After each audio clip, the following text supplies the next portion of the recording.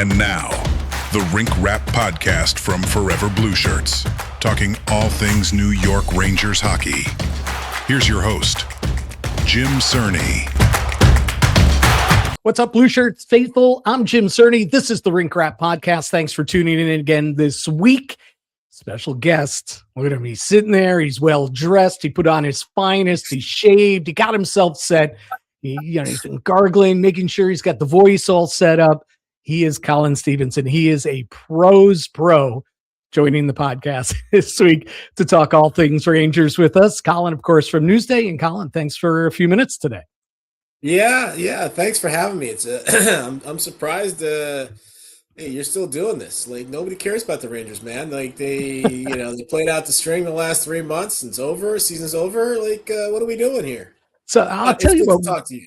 Yeah, it's good to talk. Exactly. But here's the deal. Like, listen, you're the hot shot Newsday beat writer. You get your, now it's the off season. Hey, Colin, try and figure out, what are the Rangers doing? Give me a story or two a week.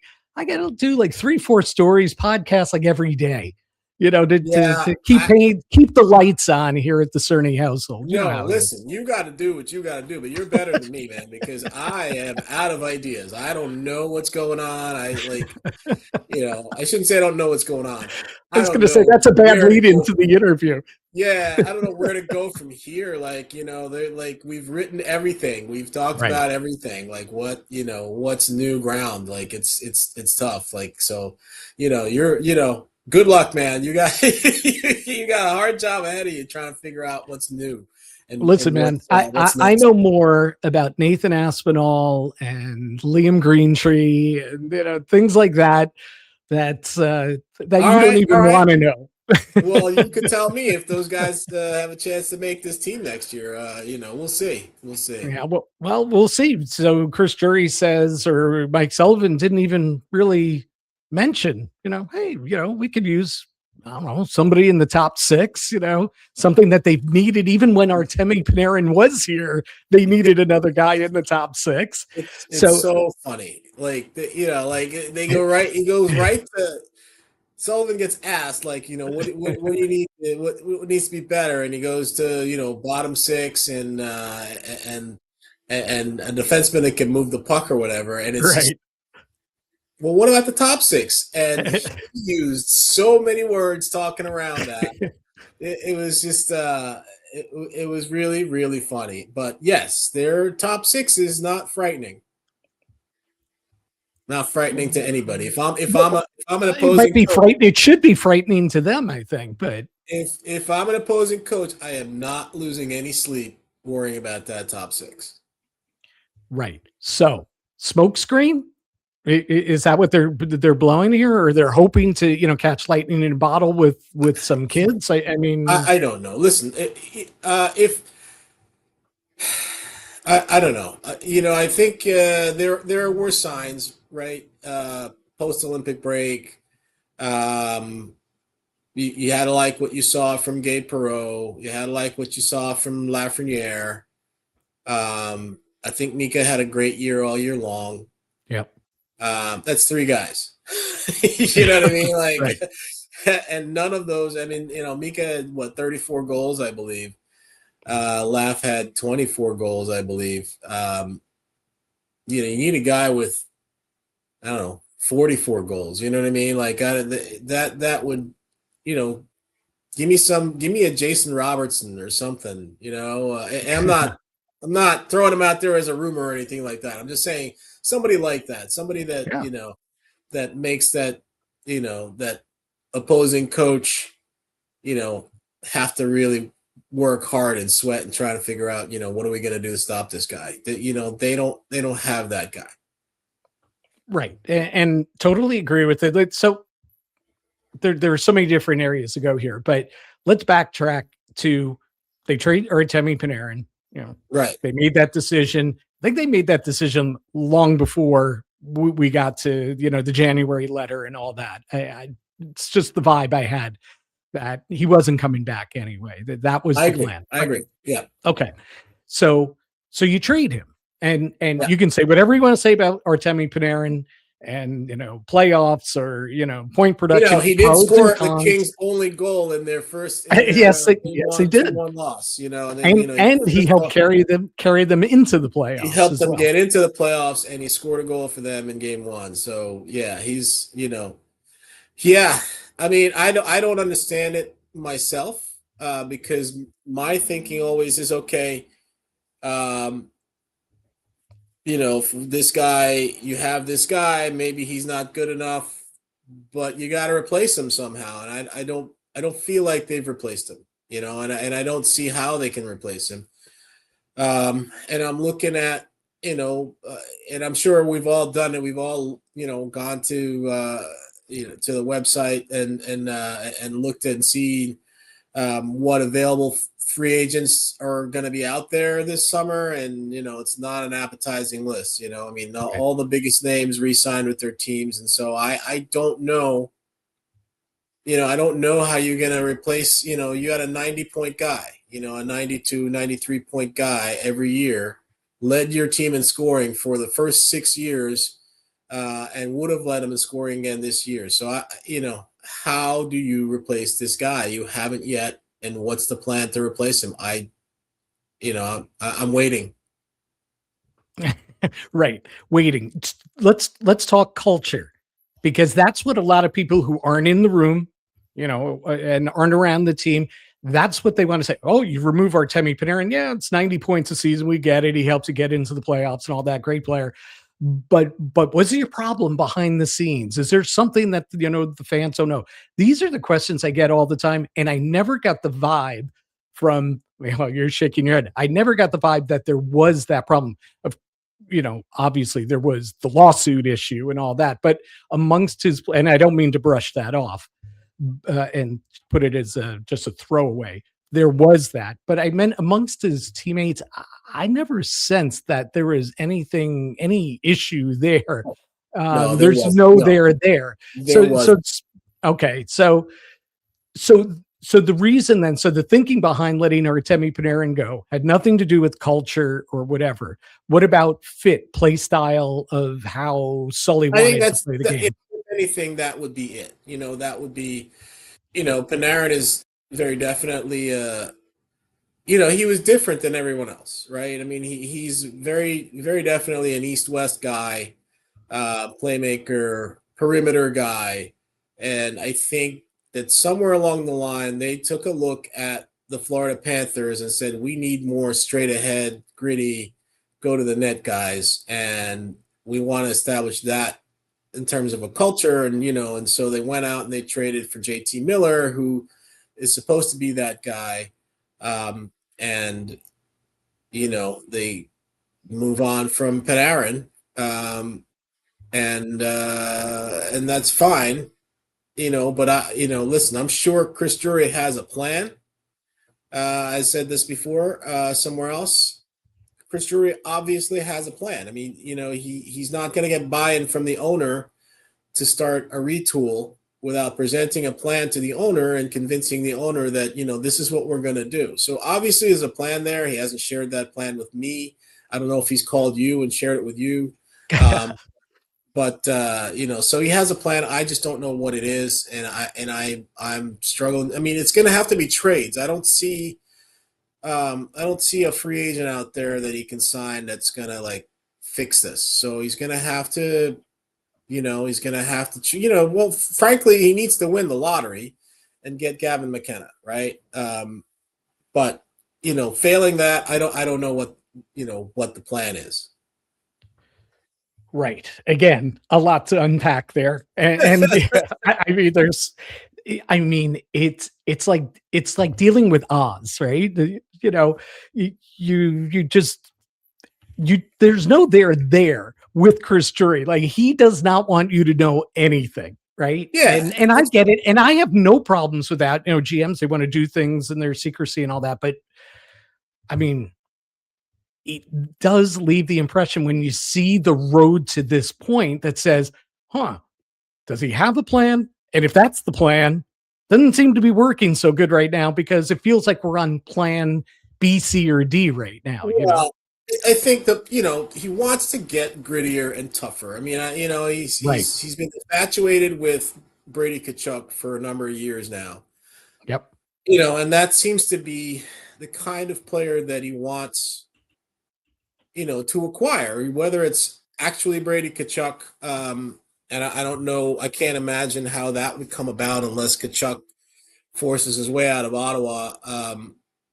I just don't see the Senators giving up on him. So you want to acquire players that are like Tkachuk-like, guys who can fight and do and get under your skin and also score some goals. But I think like anything else, those guys are not just out there, to be picked off of trees. I mean, there aren't that many of them, and it's like you say Tom Wilson. Okay, there's Tom Wilson's one of one. I mean, everybody would love to have that big guy that can play, they can skate, they can score, that can kill penalties for you, and can also beat the heck out of anybody, and plays that mean game that intimidates people. There's one guy that can do that, right? So I mean, right.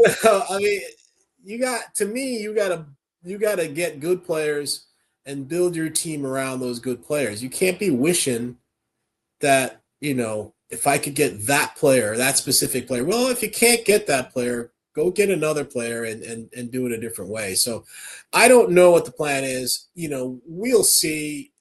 I wonder, you know what I've been wondering about lately, just the last few days, and maybe I'm crazy about this, but you look at that list of pending free agents, right? And obviously they're not going to get Alexander Ovechkin because he's either going to retire or he's going to go back to Washington. But I wonder if Evgeny Malkin is a guy that would have some interest in coming to the Rangers if the Penguins don't want him back. If the Penguins go out in the first round, they're down 0-2, they lost their first 2 games at home. If they go out in a very quick series and they decide, you know what, we don't need to bring this guy back, might he be interested in coming to play for his old coach? Might his old coach say, yeah, this guy's worth it, we should go get him? I don't know. I don't know. I'm in the dark here. So funny, interesting that you mentioned Malkin. I mean, he'll be 40 next season. Yeah, he did kind of commit to he does want to play another season, it looks like. Wow, but Malkin's not Malkin though.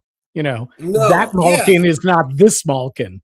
Right. And if you were gonna get a guy that's that age, then you might as well have just kept Panarin. Right. Because Panarin is actually still Panarin right now. Right. Yeah, and he's a little bit younger, right? I mean, you mentioned he's 34. Yeah. I think that's the big thing. He's 4 or 5 years younger. He's 34. The other guy's older. So no, I mean, it was just I'm just coming up with crazy scenarios, but I don't know. I mean, are there names out there that have been floated around? There was a time for a few weeks where we were wondering whether you could make a trade for a guy like Jason Robertson. I feel like that's not all that realistic. But maybe he's got something in his back pocket that we're not aware of that that'll just turn this whole thing around. Or maybe again, I mentioned winning the lottery. I look at we look at what Matthew Schaefer did for the Islanders this year. They didn't get in the playoffs, but you look at how much he transformed that team, and I wonder. I'm not saying that Gavin McKenna or Ivar Stenberg are Matthew Schaefer, but you wonder if the Rangers are, what are they? They're in 3rd in the draft order right now. If they were to win the lottery and get the first pick, you wonder whether that might be enough to kind of turn them around a little bit. I don't know. I'm not sure about that, but that's one thing that you got to root for if you're a Ranger fan is hope those ping pong balls fall your way. Right. And again, so much. So much that I want to say here. It's your show, man. Say it. Yeah, Say the words. Which angle to go through here? Obviously the ping pong ball's dreaming on that. It's all well and good. So we talk about retool versus rebuild, and I know it's semantics, it's word choice, and all that, but it's a clear decision that this organization did, whether it's PR, whether it's marketing, got to the GM, where the GM just said, "Hey, we want to do this quicker." Than, a rebuild, which may take years or whatever. But at the heart of that, he says, if we move guys out, we don't necessarily want to just feast on draft picks. Like, I think this is the semantics that he's working on, is that, the draft picks are good, and we've got 11 of them for this draft and what have you, but we want NHL ready players or young talent that's already in the league. Those are the guys they want. That seems to be what he's banking on here. And of course, we don't know all the names. We don't know who else is going to be moved. But for me, at the heart of this, the trouble is with pulling this off is, like, there aren't a lot of guys in this roster that are going to bring back troves of talent, to fill in. You mentioned Jason Robertson. You'd love to get, who wouldn't want Jason Robertson, right? But you got to give to get. What are you going to give up for Jason Robertson that the Dallas Stars, perennial Stanley Cup contender, are going to want from your organization, right? I don't think there's a trade there. I think there was a thought at some point during the season that, he's a restricted free agent this summer, and maybe they couldn't afford him, and maybe he'd be available. As far as that was concerned, I can't imagine them being the Stars not being able to find a way to keep Jason Robertson. So I don't think that that's a realistic target. But again, I'm not privy to what Chris Drury is thinking, or what his options really are. But if you look in terms of guys that are tradable. And this is why people were so confused that they didn't trade Vincent Trocheck at the deadline. He's one of the guys that could have gotten you something back, probably at the deadline. Now, Drury, in his end-of-year breakup day Zoom call with the beat writers, said essentially that, you may have more options to trade a guy in the summer than you do at the deadline, because now you're not just working with teams that are desperate to make a move at the deadline, but you're working with teams now who maybe have cleared cap space, and maybe have, maybe you're working with more than 5 or 6 teams. Maybe you're working with more of the league available to you at your disposal. So we'll see. Maybe he does trade Vincent Trocheck. Trocheck, I think, is I don't know what you get back for him. I mean, if the idea is, okay, we want a first round pick and a young player off your roster, maybe that's there. But then who else is tradable that, I guess Braden Schneider is a restricted free agent.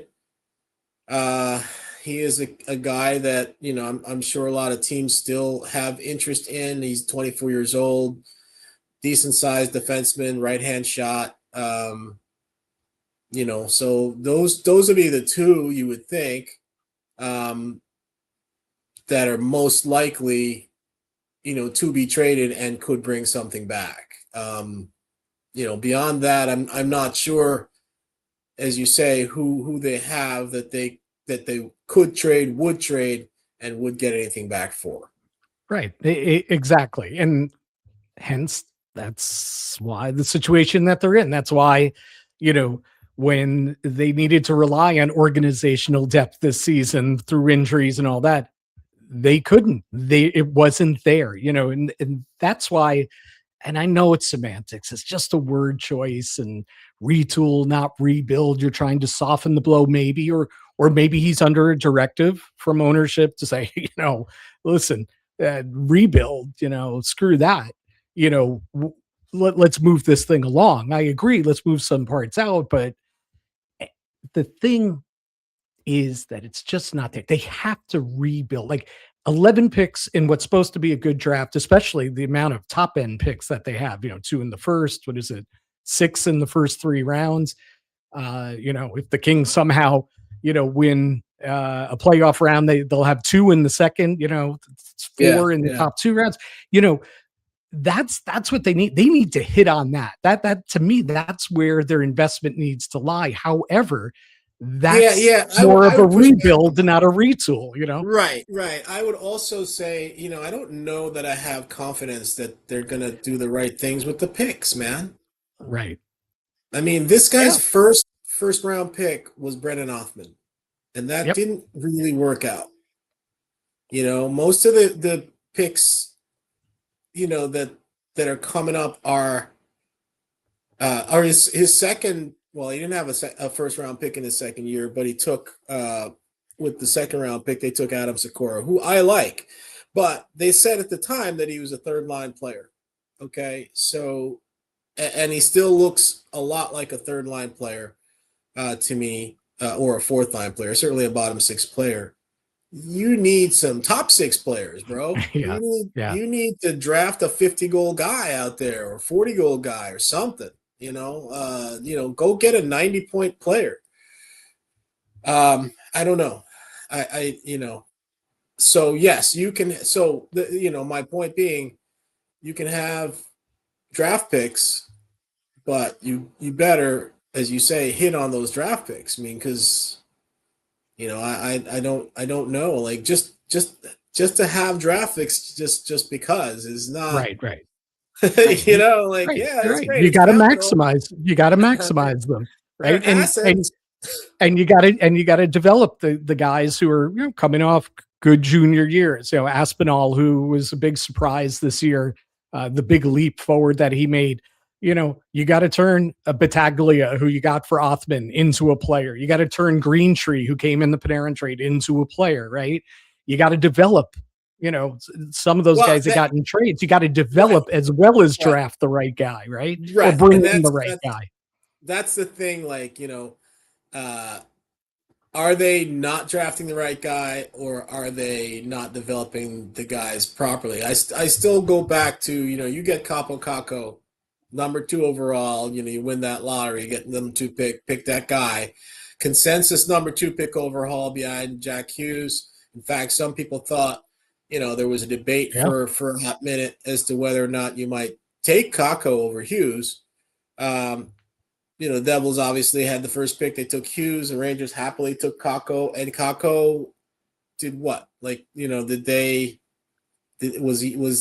was he just not a good player, or did they somehow, bring him over here at 18 years old, not get a 35-year-old or 30-year-old Finnish guy to be in the locker room to speak his language with him and give him home cooked meals, just put him with a billet family and at 18 years old, barely speaks the language. Did they miss on his development? I don't know. I mean, I don't think they've been great at developing people. Picking the right guys is half the battle, and then the other half is developing the guy. So they're going to have to prove to me that they can do both halves of that battle. Right. And so segues kind of perfectly, especially talking about guys like Caco and winning, the ping pong balls, the lottery and all that, leads us to Lafreniere, Alexis Lafreniere. Curious to get your take. Certainly a strong finish to the season for him. Seemed to be a little something there with him, Perreault and Mika. Something there with him actually going to the net, finding different ways to score. Seemed more confident with the puck, would hold on to it more. Did that coincide, perfectly with, Panarin leaving? That maybe, he didn't defer as much. I don't know. I'll leave that to you to assess as well. But overall, are you buying in on what you saw these last couple months with Alexis Lafreniere? Jury's still out. How do you feel about where he's at? I'm pretty sure he's going to be here in training camp in September, and he's going to be one of those core guys for Chris Drury's retool. That's my take. But if you agree with that, where's Alexis Lafreniere here at? And are you buying what you saw the last stretch here? Um, yeah, I'm buying it. I'm buying that he can be 25 goals and 55 points, or 25 to 30 goals and 55 to 60 points, which is a a Fine. sort of a fringe. Yeah, it's fine. It's sort of a Right. fringe top six player, um, and surrounded with the right right talent. He can be effective for you. So I think that's his ceiling. I think he's going to top out there. If you could move him. I don't know that he has trade protection. I off the top of my head, I don't know how much trade protection he has, but if you could move him and Yeah. get something, I guess maybe you would. But I think that what he was at the end of this season, I think, because now it's 2 out of the last 3 years where he's mid 20s in goals and mid and high 50s in points, right? Um, 57 points in 2 of the last 3 years. So I think that's kind of where he's going to be. Um, I don't expect anything more than that from him. The line that he was on, lines change. So I don't necessarily look at, Gabe and Mika and Lafreniere as a line. I'm looking at, if Lafreniere can give you those numbers, you can work with that. But I don't know. I don't have much more to say about that. Yeah, did Panarin leaving have something to do with him stepping up, so to speak? I don't think that's it. No, I think Mike Sullivan made an emphasis on this guy to get to the front of the net. He did it. He had success. That's part of his game now, and I think that that's what I would say led to his I don't know, breakout, if you will, turnaround, whatever you want to call it. More so than the fact that Panarin left, because Panarin used to spoon feed him a lot 2 years ago, right? Or Yeah. three, was it Yeah. 2 years ago now or 3 years ago now? Whatever. 2 years, Um, 24, 23, yeah, 24. right. So, Panarin was good for him that season. So I don't think Panarin leaving helps him in any way. Um, I think, maybe there's a little bit of Panarin in Gabe. You know what I mean? Like Gabe seems to be a kind of a playmaker. Yep. And maybe that helped. And Mika had a bounce back season, and maybe that helped. But again, just to putting those three together, I mean, maybe you start the season with those three together, but it doesn't mean that they're going to stay together for they're not the gag line. Right. They may start the season together, but you lose 3-4 games in a row, and who knows? You'd be looking to change things up. So I don't, Laf's he's got to do it on his own. Go to the net, score some goals, get some tips. He can't rely on, Mika or Gabe to kind of spoon feed him. Like, he's got to do it on his own. But I think he will. Yeah. And that was the difference. It's like something clicked, and we know Sully talked about it all year. This is what we want from him. Not just him, but from, all the forward group. But this is what Lafreniere needs to do. And then he's finally started to do it, and boom, the results started coming too. So yeah, I mean, you remember 2 years ago, like, they were talking about him for Team Canada. yeah, There was a thought the beginning of last season, because he got off to a fast start last season, and we're like, oh wow, he's coming off 28 goals and 57 points. could Got be a off to a Four fast Nations start. guy. Maybe he go Four Nations, right? Then he signed the contract, and and all that stopped. That is correct. but I do think, as I said, if you follow the thinking, and my thinking would be that he's a 25 to 30 goal guy, 55 to 60 point guy. That's good in this league. So I think, this is what he is. This is where he's at. Now let's see what else you got. Gabe, for all we saw about Gabe, and for he got 10 goals or whatever it was. He had the hat trick the one night, and he had some really, really good moments. He still he's got to do it for a full season, right? I got to see like 75, 80 games out of Gabe before I'm really truly comfortable with, because right now he's just a guy who played 40 something games and and looked nice for a good period of it. I need to see it from start to finish. Right. And you could say that about, the guys further down the food chain as well. The Sakura, I mean, everybody, and listen, they should be excited about Sakura and Kamilash and, the energy they brought to the team, some surprising production and everything. But whoa, put on the brakes a little bit here. Okay. Yeah. The expectations, the things that I hear from some of the Ranger fans out there, I mean, it's over the top. Let's you drafted, take a breath. Kamilash was what, a 4th round pick? Something like that? Yes. Sakura's a 2nd round pick who the day they drafted him, they told us he was going to be a 3rd liner. Right. So, I mean, how many 3rd liners do you need? Right? I mean, like at some point, you need some top 6 players and some first line players. You got to get those guys. Like now, I'm bullish on the Rangers in that they have Igor Shesterkin and not everybody does, right? So like, maybe that changes the equation somewhere else. If you're getting goal play like they get, if Igor is at the top of his game, then maybe you don't need a 50 goal scorer. Maybe a 38 goal scorer is good enough. I don't know. Maybe you play a defensive structure and you win games 3-2 instead of 4-3. So I don't know, but I do still think they're collecting. It's easier for them to collect 3rd and 4th line players than it is to find legit 1st and 2nd line players. And that's until they can do that somehow, make a trade for a guy or, like score in the lottery and get a guy, they're it's questionable. They're questionable. Retool, rebuild, whatever. Right. What'd you think overall the job Sully did this year? I thought he was great. And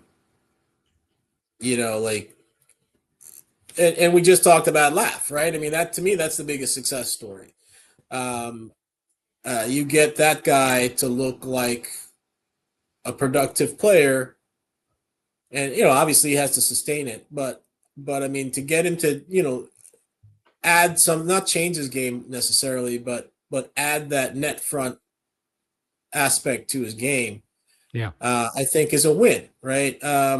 The defensive structure, from what everybody's saying, they were better defensively this year than they were last year, and in previous years. I mean, they, it seemed like they didn't give up as many odd man rushes. I don't know. That's just, I don't have analytics to back that up, but just, my 60-year-old brain, my eyes seeing, to the eye test or whatever, it seems like they didn't give up as many of those grade A unbelievable scoring chances that they have in the past. So, I mean, like that's a good thing. And really the thing that killed them this season is that early on they just couldn't score, right? And they especially couldn't score at home.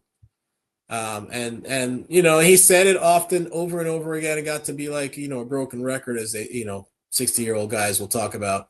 But they did everything right and couldn't score. So, at the end of the day, all you can do is play the way you're supposed to and do the right things, make the smart play, work hard. That's all you can control. And if you run into a Charlie Lindgren on a night at Madison Square Garden where he refused to be beat, no matter what you throw at him, then, you just got to tip your hat and say, we got beat by a goalie tonight. We'll try again the next game. So I think that for all of that, I think Sullivan was good for them.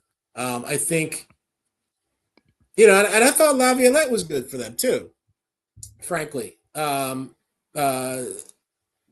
right amount of coaching, he was involved, not a laissez-faire. Like Gerard Gallant was a guy who just kind of threw him out there and said, hey, you guys figure it out. And, whereas Laviolette was more hands-on in terms of coaching a system, Sullivan certainly has been hands-on in terms of coaching a system. So I don't have any complaints about the coaching. And I'm with you on that. I've said that throughout the season. I think they got the right guy, but behind the bench, I know. Finally, but it feels like they have the guy. They certainly have the guy that Drew has wanted, right? Since day one that Drew's been the GM, he finally has the guy that he always wanted. So I think there's just going to be some stability there, especially. Listen, Drew, whatever it is, whatever hold he has over the owner, he's got it. And it's similar. Like Glenn Sather went through some pretty crappy years, to begin his Rangers tenure. Now he also had a bunch of rings on his fingers from the past. So there's a big difference. Yeah. Right. But similar in the vein that you got the feeling that at least on the hockey side, not get into what Dolan does with the Knicks or has done in the past, but if he believes in his guy, that's the guy that he's going to ride, and he's going to believe in their decisions. And to be honest, he doesn't muddle the waters too much. So here's what I would throw out to you, and I would ask you your opinion on this. What happens if the owner gets impatient with the pace of this retool, right? He seems to be a guy who likes to fire coaches. Like he fired Tom Thibodeau for no apparent reason that anybody can figure out, right? Like, just got better every season. Got better every year. Right. You're out. Tom Thibodeau came in and turned everything around, and my man just got whacked at the end of last year for no apparent reason. I can't figure that one out. What happens when the owner says to Drury, this isn't good enough, you got to fire the coach?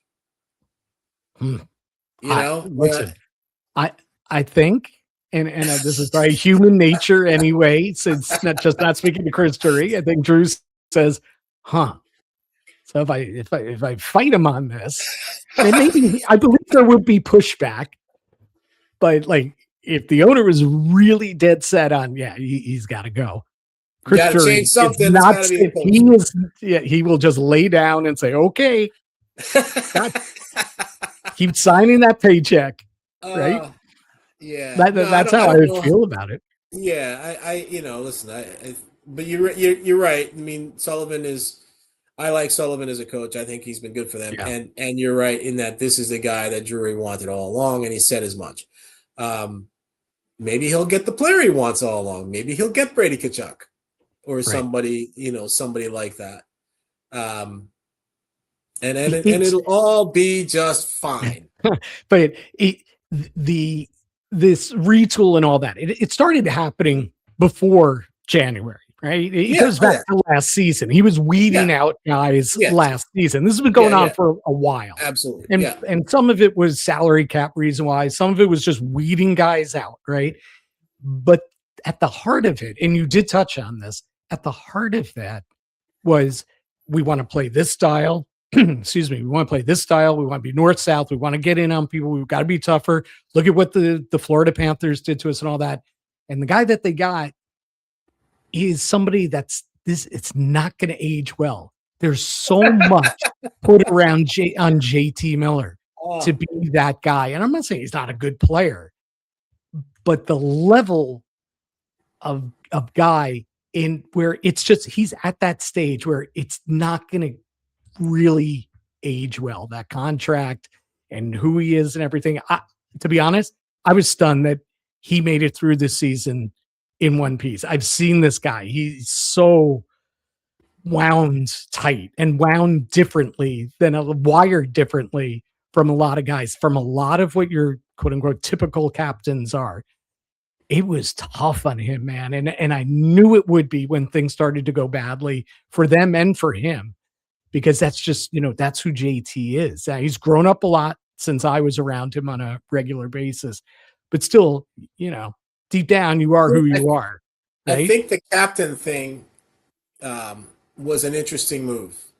I mean, and I get it. Like, you went out and you got this guy, and your whole You want to build your identity around this guy, so you make him the captain. But I think it was not easy for him. It was not easy for JT to be a captain. And he talked in the beginning and reiterated that at breakup day about how he didn't want to change, and he knew he'd make mistakes and stuff. But I do think that making a guy captain in this league, it means a lot. It's just not a throwaway. This isn't. There are other sports where being the captain doesn't carry as much weight. You can be a captain in baseball and or you don't have a captain in baseball or the NBA. I don't think it carries as much weight. But in this league and in this sport, being a captain means something.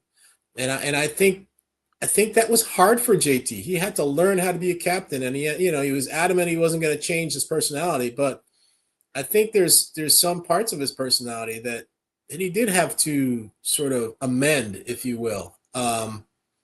So I think that was something he had to deal with. And obviously, we've spoken a lot's been said about, that injury that he had in the last week of training camp, and, getting off to a slow start and kind of set him back a little bit. And then he had a couple of injuries, shoulder injuries, I guess they were, during the season. And so he was banged up a lot. He didn't want to say at breakup day that the injuries held him back or anything like that, but he did acknowledge that, that 3-week break in February would have been nice to have that time off and heal up a little bit. But no, he had to go help America win the gold medal, which, I think most people are in favor of. But so we'll see if he has a true bounce back season the way Mika Zibanejad had a bounce back season this year, then we'll see. There'll be a different team. But you're right. He is not getting younger, and he plays a different style than Mika. And maybe I don't know how conducive that style is going to be with aging. Like, what is he now? Right. He's 33 now, right? 33. 33. So I don't, and that might not be old for some guys, but it might be old for him. So we will see. And that's ultimately what it comes down to, right? There's all these question marks for them going into next season. Is JT gonna bounce back, or is he just getting old? Are they gonna trade Trocheck? Are they bringing back Braden Schneider, or can they trade him and get something for him? These young kids, is Gabe going to continue this growth? I mean, there are so many questions and so many ifs. I mean, you look at, I look at like 3 things that you can count on. You can count on Igor being Igor. You can count on Gavrikov, who, we haven't even talked about him, but, he was a really nice pickup for them. That was a good pickup for Chris Drury last summer. He's steady and gave him 14 goals. And Adam Fox, I think, had a nice bounce back season, after what, was not the greatest season of his career last year. I thought, but for some injuries, he got off to a fine start, got hurt, missed 27 out of 30 games, came back, took a while, finished strong, 50 points in 50-something games. So if Fox is Fox and Igor is Igor and Gavrikov is Gavrikov, that I can count on. Everything else is a question mark. Yeah. Yep. Absolutely correct. And I'm going to let you go in a minute. I swear you can get on with your day here. I got more of this. I'm just circling back to, I meant to pick up that thread when we talked about Trocheck before, but you mentioned, you brought it back to Trocheck here. We don't know if we'll get traded and all that. There's an irony in, the Rangers want to play this way. And you look at what guys fit the way they want to play. Yes. Vincent Trocheck is like that guy. But again, he's 33. He doesn't have a lot of trade protection. So he's kind of a movable part. But he's like kind of like the fit. Like we want more Vincent Trochecks. I know. Right? I know, like, I've written exactly that. Like, if this is the kind of player you want to get, you have him. Why, Right. So the only way you can, obviously, if you trade a 33-year-old Vincent Trocheck and get back a 23-year-old Vincent Trocheck, right, who's building to that, then that's why you would do it. If you could trade 33-year-old Vincent Trocheck and get a 23-year-old Vincent Trocheck lookalike plus something else, maybe a first round pick or something, then I guess you do it. Because look, the other thing is he's on a very manageable contract. So, yeah, you know what I mean? Like, absolutely. I was not in favor of trading Trocheck at the deadline because of that very reason, what you said. Like, he represents what you want to be. He's gritty, he's straight line, he wins faceoffs, he kills penalties, great in the locker room, good leader. Produces, scores points, plays the power play, right? Top penalty killer, right? All of it. Yeah, I know. I mean, and doesn't make a ton of money. He's not overpaid. Like, it's a good value contract. So, right. I don't know. I get the concept, right? I get the concept of we want to get younger. He's going to be 33 when we really think we're going to be a contender. He's going to be, make up a number 35 or whatever. I get that. I do understand that concept, but I am of the mindset of, boy, we want to get more of these guys, so we're going to trade him. You trade a 33-year-old Vincent Trocheck to get a 23-year-old Vincent Trocheck is all I can imagine. Because if I don't know, like, they do still need, in my opinion, they need a Panarin. Right. they need a creative guy that plays different than everybody else. You can't have 23 guys that all play the same way. That's what confused me. That's the move that confused me the most. Is like, I get it, he's 34. But he's not an old 34, and he plays a game that, as we were talking about with JT Miller, it's, he doesn't play that same style. He plays a style where, he could be okay with 34, and he's different than everybody else on your roster, and he gives you a different look. Now, if you trade him, which they did, now if you have all 23 guys that are playing the same way, I mean, I don't know how good that is. Right. Because even the Florida Panthers, everybody buys in. If you're a Florida Panther, they are very good at getting guys that absolutely fit in and buy in to that style. However, there's extreme talent out there as well. That gets overlooked. It's like going back to the Philadelphia Flyers in the 70s, the Broad Street Bullies. Oh, they just beat the shit out of everybody and won 2 Stanley Cups. Well, wait, you can say shit? Yeah, you can say shit. Oh, of course you can. You want to say some shit? No, I'm sorry. I didn't mean, go ahead. Continue. I'm sorry. You kind of caught me, Go ahead. But I do believe in getting those, those guys that, the buy-in. Like, to me, that's the secret sauce of the Florida Panthers, how they pieced that team together. They stayed alive way longer in the playoff race this year than they had any right to, because everybody just kept playing that style and they ground teams down, and until they were just ground down, the 550 man games lost to injury this year. So I get that. Like, I get the mentality of building a team like that, but you need the skill too. And I just don't see enough skill on this team right now. Right. And otherwise you're going back to how they really succeeded in, when you look at 22, 23, and 24, when, we're getting by here with kind of shaky defense, but the goalie's standing on his head and he's the best in the business. And our power play is outrageous and our penalty kill is pretty good, pretty darn good too. And we're going to win more games than not because we're going to pull out games with that recipe until you get to a point where, now it's all got to go up the next level and you need to be really great at everything. And they just they weren't, you know? Yeah, I mean, you have 23 guys, or 20 guys in the lineup every night. Obviously, the two goalies are the two goalies, right? So you have 18 guys in the lineup every night. And you gotta have enough skill. Like you can be gritty, you can be chippy, you can, get under people's skin and what have you.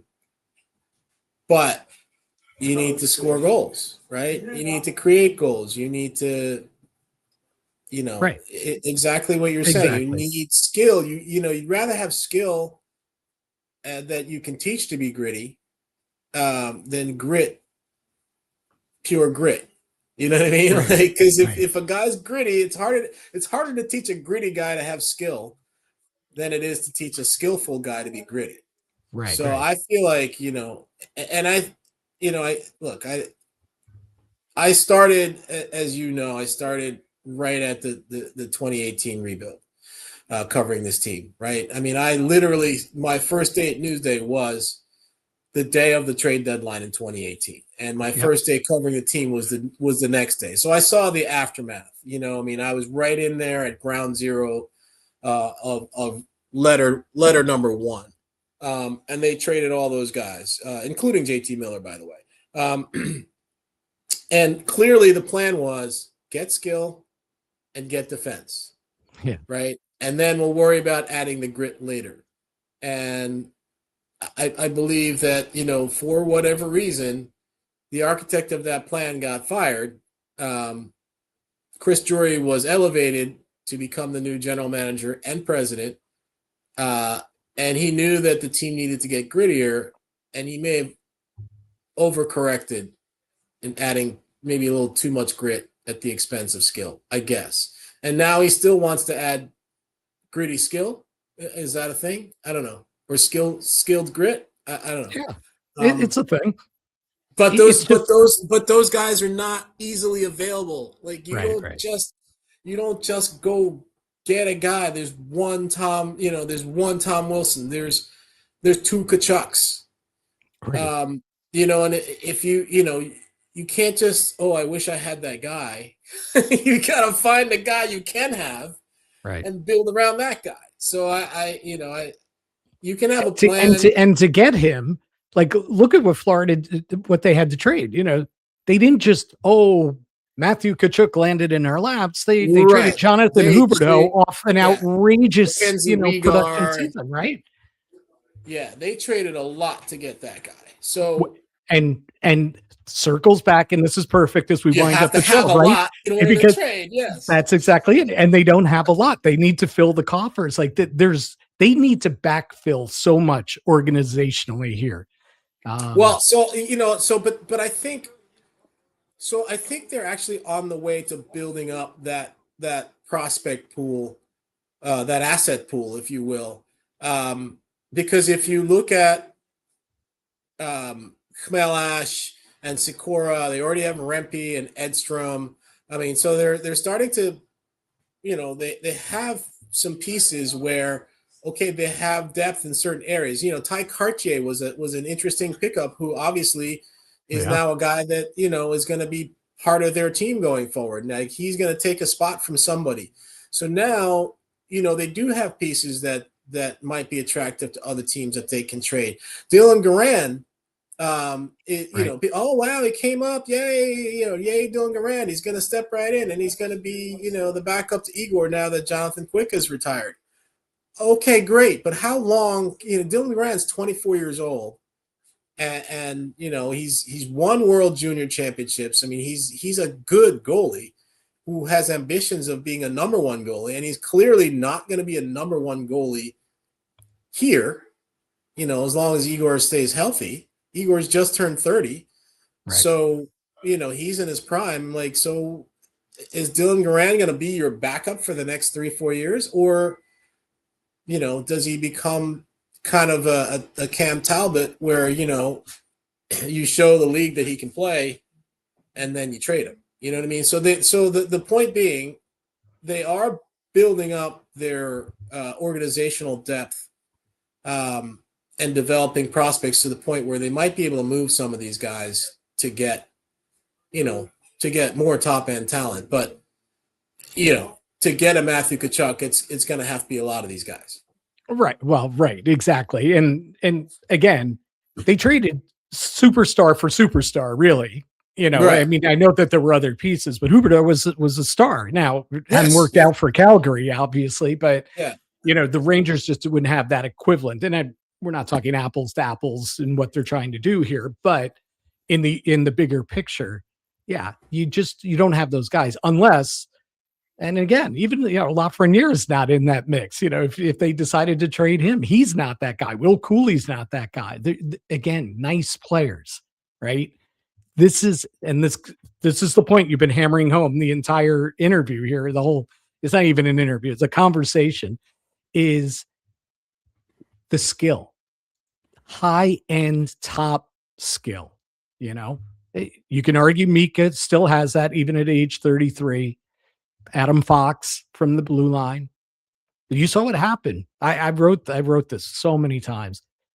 The two most irreplaceable New York Rangers are Igor and Fox, and they went down in the same game. Same game. Yep. Like when that happened, when I heard, I didn't know Fox was hurt in that game. He didn't play in the overtime against Utah, right? We find out in the coming days, and I'm like, game, set, match. Yeah. Like I didn't think they were making the playoffs anyway. I'm like, game, set, match. These guys are going to be out for weeks together. No chance, right? No, yeah. I mean, the Fox thing caught us all. We were all like, the Fox thing caught us all by surprise, right? Like, yes, he wasn't out there for the first shift of the overtime, but then the overtime ended very quickly. And, it's not like, we played 5 minutes of overtime and Fox didn't show up. So we didn't know until the next day, really. And I looked at that. I looked at the replay of that last shift over and over and over. I didn't see anything. And even Adam, at breakup day, I asked him, about his health and his injuries and stuff. And he was willing to talk about the fact that he hurt the shoulder. The lower body injuries. Like, I'm going to keep that one to myself. So I still don't know what the injury was, whether it was a knee, or an ankle, or I presume it wasn't a groin or anything like that. Maybe, I don't know. Igor had I'm guessing Igor was a groin. We didn't ask him that. I don't know that he would told us, but Fox kept that lower body injury kind of to himself. I wonder if that's because maybe it was the knee. Remember, he had the knee 2 years ago. Yeah. And he got it hurt. That Jensen hit in the first round against the Capitals, and so maybe he doesn't want to have it out there that this could be a recurring issue. Or exactly. This keeps happening to Adam Fox. Exactly. But you're exactly right. When those two guys went down in the same game, that was the end of it. Like, whatever hopes they had of hanging in the race and making a late charge, that was the end of that. Two most irreplaceable guys in that lineup. So that said, I mean, if both of those guys are healthy for the whole season next year, that changes things, right? I mean, if there were injuries this year, let's be, I mean, it wasn't what Florida went through. They didn't lose, Florida lost Barkov for the entire season. Florida lost, Matthew Tkachuk for the first half of the season, maybe a little bit more.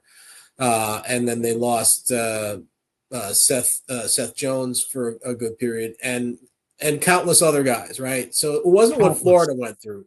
But to lose Igor and Fox were killers. So now if Igor and Fox are healthy, then, what does that say? Does that allow them to be competitive? And here's the thing. I didn't think that they were going to make the playoffs. And I certainly didn't consider them, even with those two guys healthy, like a true Stanley Cup contender. Like you said, when you have Igor and you're in the playoffs, you have a shot, right? Of course. But they're not a true Stanley Cup contender like January, even though they steamrolled the Panthers outdoors in Miami and all that. I never had that feeling that they're not going to go on this run. I wasn't buying that. But they would have hung on the fringe, I think, because nobody was running away from anybody else. Everybody was just doing what the Rangers Yeah. probably could have done, hang on Yeah. the fringes. And hey, if the Islanders lose 6 in a row and we stay away from those long winning streaks, well, there's a team we can pass, and here's another team we can pass. Yeah. I think they would have hung in there if that had not happened. But listen. But it happened, and it they happened. traded Panarin. Right. And they traded Panarin. And right.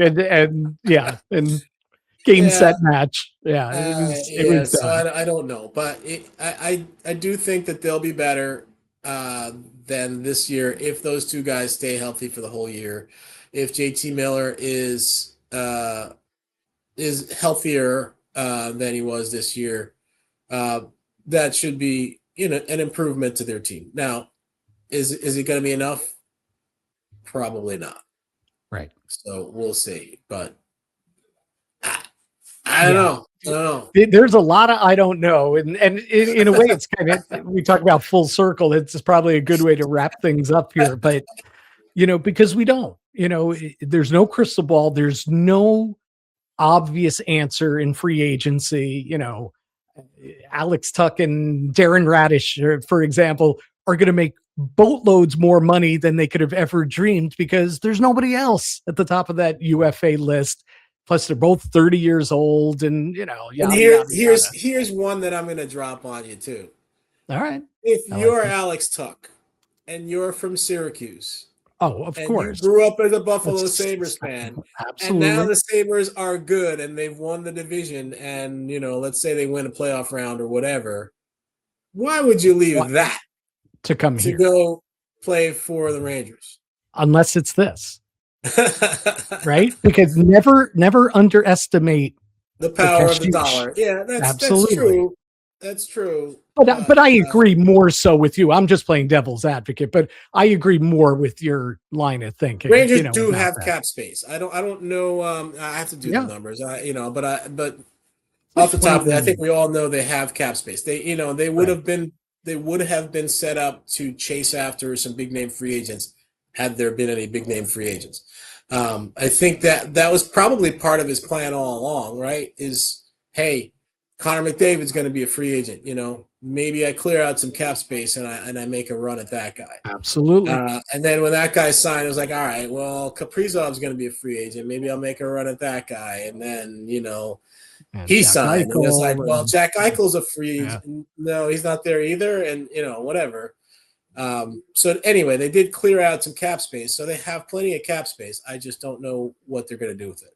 Right. And again, as I said, full circle, you said this early on, and I'm totally on board with this. And we don't know who's or what's or whatever, but I think the why is that it's going to be easier to make a trade than it is going to be to hit a home run in free agency. Yes. And I think, and we'll see. We'll see what happens. First things first. Hey, if you're willing to trade Gabe, who knows what you could get back.